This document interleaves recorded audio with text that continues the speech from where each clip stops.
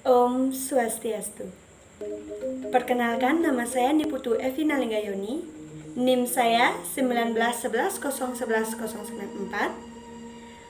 Jurusan Pendidikan Agama Hindu, semester 3, Fakultas Dhamma Arcarya, Universitas Hindu Negeri I Gusti Bagus Sugriwe, Denpasar.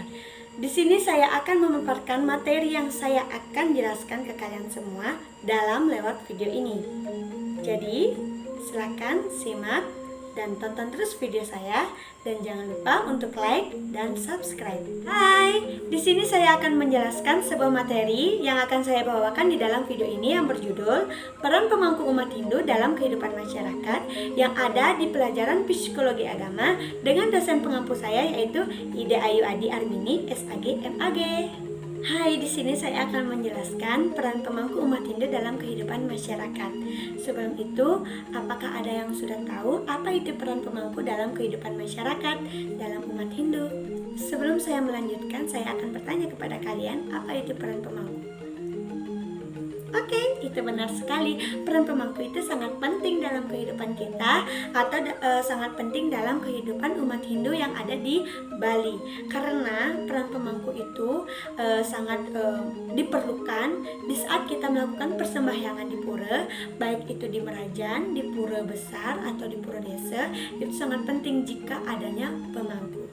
Kenapa demikian? Pemangku dibilang sangat penting dalam kehidupan kita karena jika tidak ada pemangku kita tidak bisa melaksanakan persembahyangan. Bukannya tidak bisa melaksanakan persembahyangan, tapi jika kita ingin mengaturkan sesajen atau mengaturkan sebuah pekeleng atau apa yang disebut oleh orang Bali, itu tanpa adanya pemangku kita tidak bisa mengaturkannya dengan benar. Bagaimana itu menurut kita itu benar, itu mungkin saja dalam pemangku itu mungkin salah, tapi menurut kita itu benar. Tapi dalam pembelajaran di pemangku itu mungkin menurut dia itu salah. Tapi jika kita tidak ada bantuan dari pemangku, mungkin kita tidak bisa melaksanakan persembahyangan dengan benar.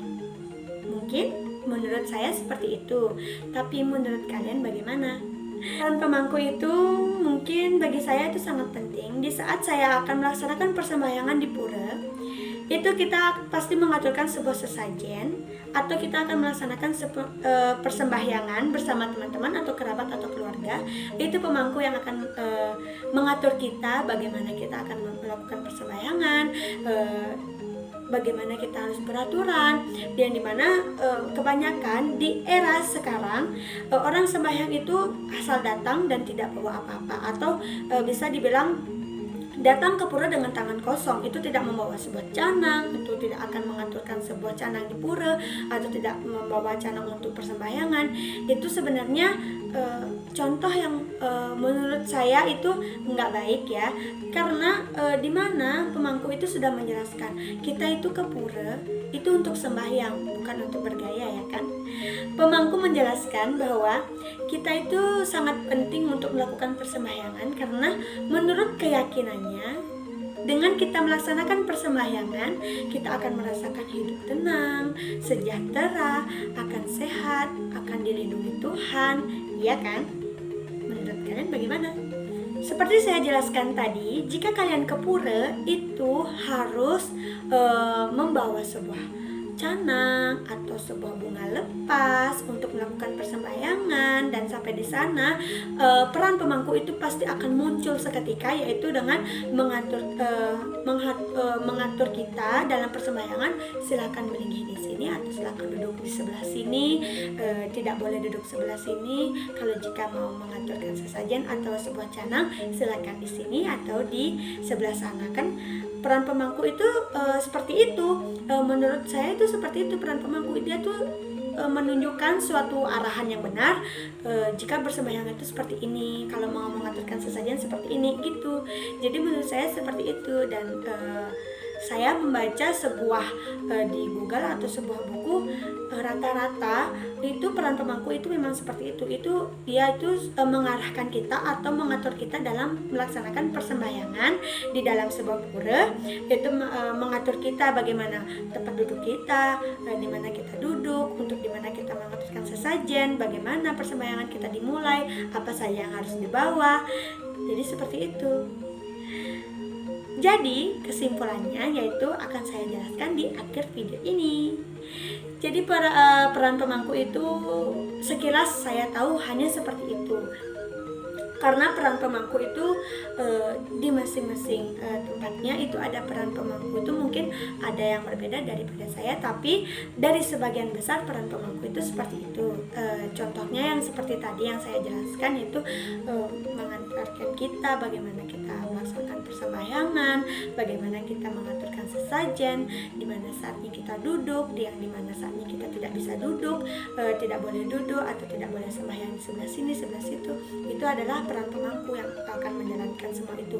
Karena peran pemangku di saat itu dia yang lebih tahu bagaimana kita harus mengarahkan, bagaimana kita harus melakukan persembahyangan. Dan banyak juga masyarakat yang bilang bahwa berkenan seorang pemangku adalah guru rohani bagi yang merasakan bahwa pemangku itu adalah guru rohani bagi dirinya sendiri. Tapi menurut saya itu oke banget ya, karena menurut saya itu seorang pemangku adalah seorang guru rohani yang mengajarkan kita bahwa persembahyangan itu sangat penting bagi kehidupan kita. Apalagi dalam pelajaran psikologi agama itu mempelajari sebuah jiwa dimana kita saat kita melakukan persembahyangan, jiwa kita itu merasa tenang di saat kita melakukan persembahyangan, atau keyakinan kita kepada Tuhan itu sangat mendalam. Bagaimana bisa dibilang seperti itu ya, karena kita mempunyai keyakinan kita sendiri dalam melakukan persembahyangan. Kita sangat yakin kepada Tuhan bahwa Tuhan itu mendengarkan sebuah apa yang kita katakan dalam hati atau apa yang kita tuangkan dalam kita melaksanakan persembahyangan, atau dimana kita saat mengaturkan sesajen dan kita memohon sesuatu keselamatan atau bagaimana, itu mungkin Tuhan sangat mendengarkan kita, dan pemangku mungkin meyakinkan kita bagaimana jika kita menginginkan kesembuhan, menginginkan kita agar hidup tenang, sejahtera, bahagia, selalu ada rezeki atau bagaimana, pemangku pasti meyakinkan kita coba sembahyang dengan baik, dengan keyakinan kita sendiri, agar kita bisa didengar oleh Tuhan. Bagaimana kita bersembahyang, apakah kita yakin sembahyangan kita itu benar atau tidak, itu akan dijelaskan oleh pemangku tersebut. Jadi peran pemangku itu sangat penting bagi kehidupan kita. Bagaimana tersebut? Seperti saya jelaskan tadi sebelumnya, karena pemangku itu di dalam sebuah pura tanpa ada pemangku kita tidak bisa melaksanakan persembahyangan dengan benar, ya kan? Menurut kalian bagaimana? Atau di desa kalian bagaimana? Nah, jadi kesimpulannya adalah peran pemangku yaitu sangat penting bagi kehidupan masyarakat Bali, karena tanpa adanya peran pemangku kita tidak bisa melakukan apa-apa di dalam sebuah pura, atau kita tidak bisa tahu penjelasannya bagaimana cara kita untuk melakukan persembahyangan atau mengaturkan sebuah sesajen atau mengaturkan sebuah banten sode yang seperti masyarakat Bali mengatakan seperti itu. Jadi bagi saya peran pemangku itu sangat penting bagi kehidupan masyarakat Bali. Oke, see you next time. Segitu video dari saya. Semoga sangat memuaskan untuk kalian, atau semoga kalian mengerti dengan video saya tadi, atau kalian jika tidak sangat jelas atau kalian kurang jelas dengan pemaparan materi saya tadi, kalian bisa cek lagi di sebuah Google atau sebuah buku untuk mencari dan mendalami apa itu sebuah peran pemangku dalam umat Hindu di kehidupan masyarakat Bali. Oke, sekian dari saya.